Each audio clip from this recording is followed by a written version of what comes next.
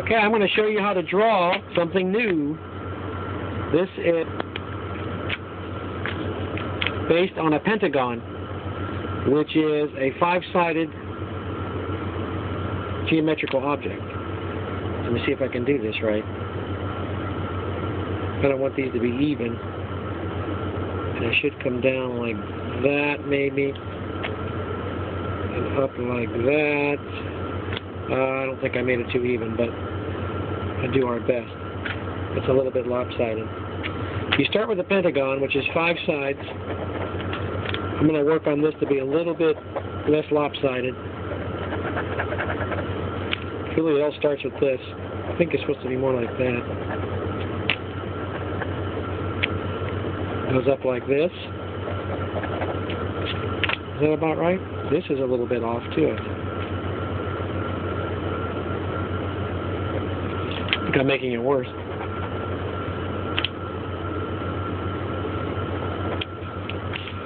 Okay, so that's generally a pentagon.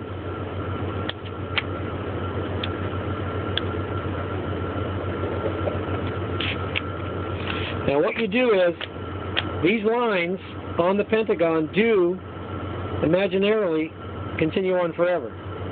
But where these two will meet out here is where you want to intersect them. So give yourself a little gap between it because it makes it look better. So go up to here and we'll start following these lines as they would until you think they would actually intersect. And where they intersect, you just stop it.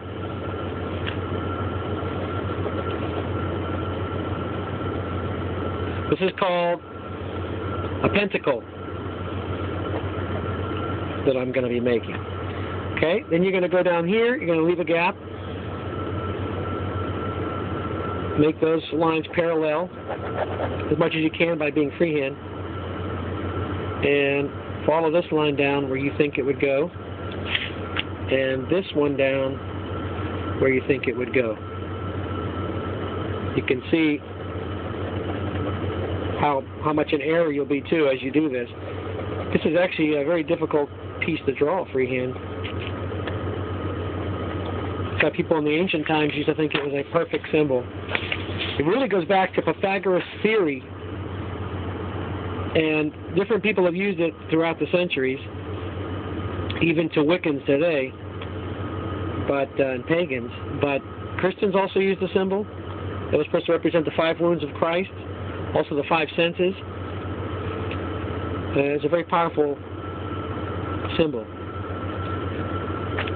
As you can see, this is even more lopsided, but we're going to do our best here. You can draw your own and make it better as you practice. I'm just doing this willy-nilly.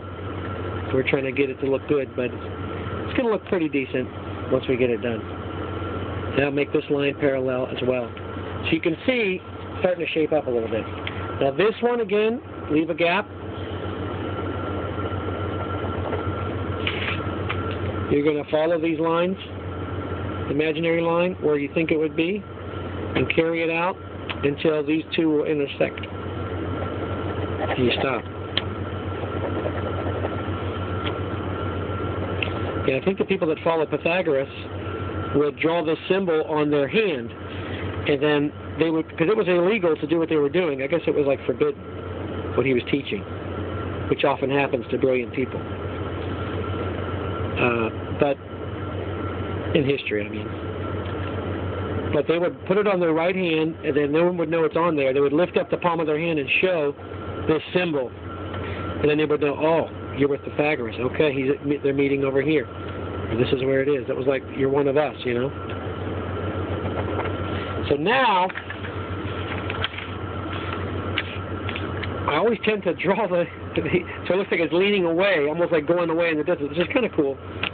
Okay, so now you've got this. So you can see it's shaping up pretty well. Now, how to make it really look cool so that it's interwoven and interlocked, which I like drawing it that way, is you take these two lines and you connect them. You're going to take this line and continue it all the way up, again, to where you think this other line would come. But before we do that, let's just thicken this up a little. Don't go too far to where you'll go past the center line. And what we'll do is, so we don't lose track of what we're doing, we'll turn it to the right and then make this one the overlapping one. Okay, by doing that. And you carry this one all the way up, like this. Okay, turn it to the right again. You're going to make this one the overlapping one. And it's going to continue all the way up.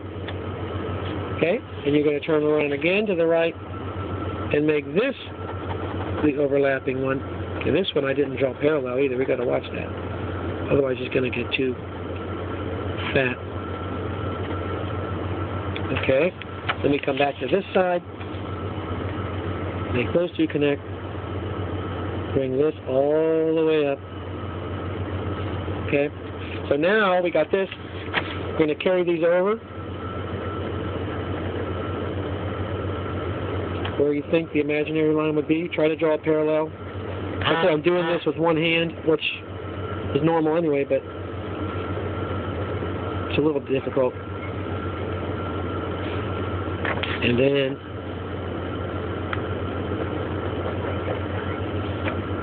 connect these. Bring this one down. Like that. Now, people get this confused with the pentagram, which is close to it.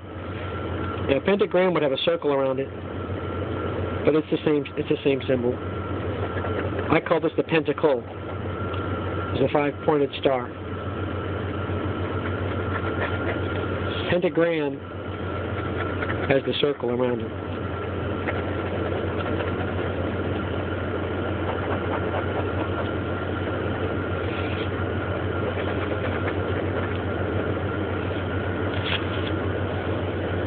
One more side. And this needs a lot of work to make it look good because I made it quite lopsided, but you can make it look cool. You can experiment different ways how to draw it. When I draw it freehand like that, when I'm trying to be quick, I tend to always draw it almost like it's falling down. It's not perfectly even. Or it looks like it's melted with fire. I saw an interesting thing in the Asian culture that ancient times, that this had to do with the elements of the earth. It's pretty cool. I'll have to find that out. And this is how I originally had it. So see, it looks like almost like a Star Trek symbol. See, it's falling away from us.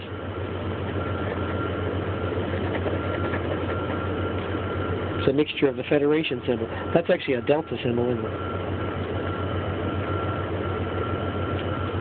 Yeah, then in one culture they had, like, up here was wood, and this was fire, and then this was earth, and this was metal, and this was water. And they had the different things, like was up here was wood up here. So wood makes fire, or it'll. I have to think about it. But it had wood to fire, fire to earth, I think, earth to metal, metal to water. And if you go this way, water, it's like destructive powers. And this way is creative powers, because you need wood to burn, okay, and then fire, earth, I think, and then earth to metal, or was it? And then up here was water. If you go this way, it's destructive powers, because you got water will make metal rust, and metal cuts into wood. Oh, wood is here. Wood is here. That's right. Earth, I think, up here is, and then fire is here. Oh well, I'll have to look it up. You can probably look it up on the internet. It's a pretty interesting little study. This is called the